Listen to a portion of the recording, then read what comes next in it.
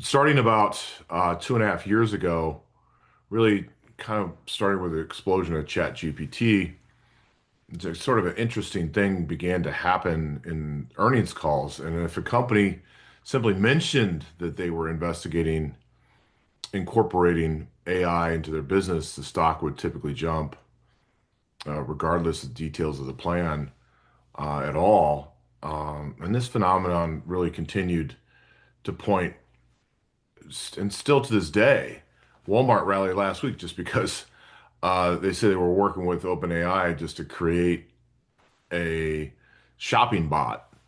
And now, similar to kind of what could be this kind of what's happening with rare earth materials.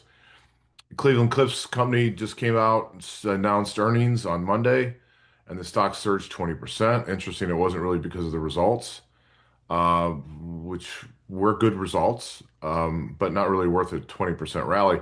Instead, it was because of rare earth materials, and the CLF management announced that it's exploring commercial rare earth mines at two properties in Minnesota, and Michigan, and two regions obviously more friendly with U.S. Demand than China for sure. So that mention alone had the stock pop, and it really set to boost earnings overall as far as future earnings. So they were able to forecast.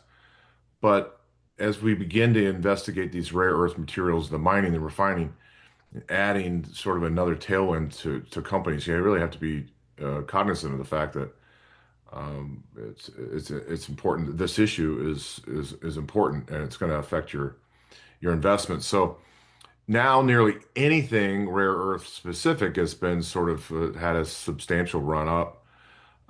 So you really want to watch out for those. That there's a lot of it is just based on hypotheticals. So just kind of sending out a little bit of a warning here, that before it was AI and anything AI, now anything rare earth.